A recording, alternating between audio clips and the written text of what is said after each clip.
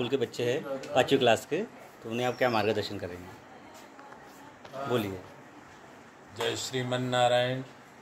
देखिए, आजकल जो शिक्षा पद्धति है बड़ी दूषित है, क्योंकि अक्षराणाम अकारोस्मि, हर एक अक्षर में अच्युत हैं। भगवान अच्युत माने भगवान नारायण, जो च्युत माने कभी नष्ट नहीं होते हैं।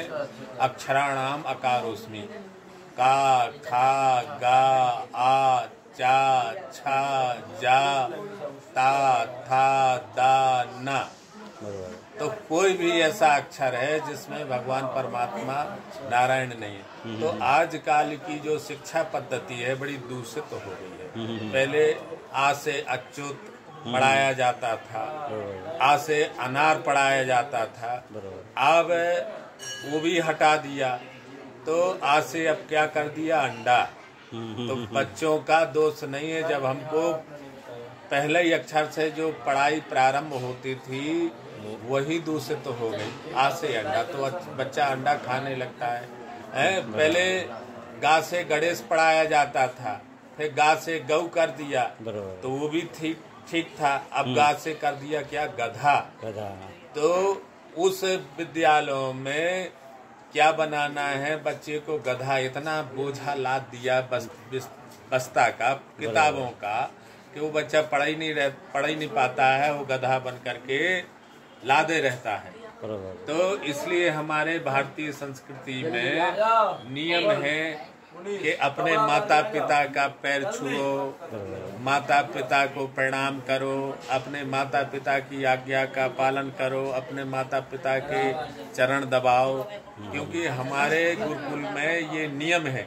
अगर हम ये नहीं सिखाएंगे तो फिर आपका बुढ़ापा आ जाएगा तो बच्चा आपको प्रणाम भी नहीं करेगा। तो हमारे यहाँ जो गुरुकुल में शिक्षा दी जाती है कि कैसे बच्चे का जीवनचर्या होना चाहिए। प्रातः काल उठकर रघुनाथा, माता पिता गुरु। वही पूछ रहा था कि जो हमारे विद्यार्थी है वो अपनी जीवन शैली कैसे जिए। तो आपके बच्चे भी ऐसे जीवन शैली को जिए। प्रातः 4 बजे उठ करके पढ़ें।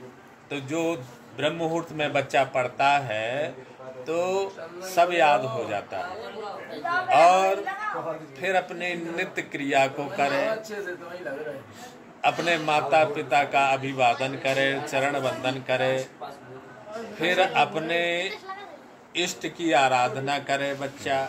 अगर आराधना नहीं करेगा अपने इष्ट की तो बच्चा फिर भगवान से दूर हो जाएगा।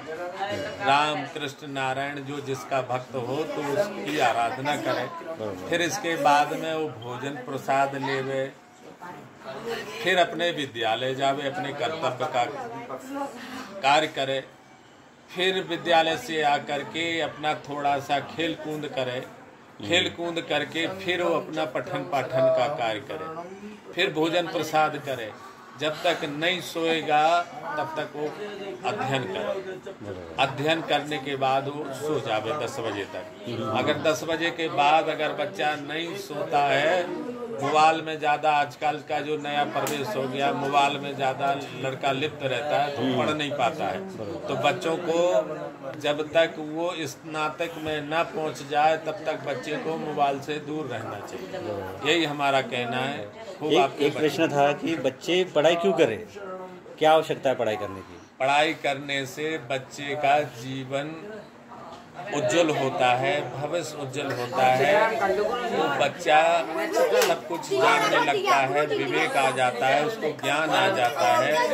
बिना ज्ञान के बच्चा पशु के समान होता है। इसीलिए पढ़ाई अनिवार्य है, शिक्षा अनिवार्य। अभी स्पर्धात्मक युग चल रहा है, स्पर्धा चल रही है, तो उसके लिए आप क्या मार्गदर्शन है बच्चों को?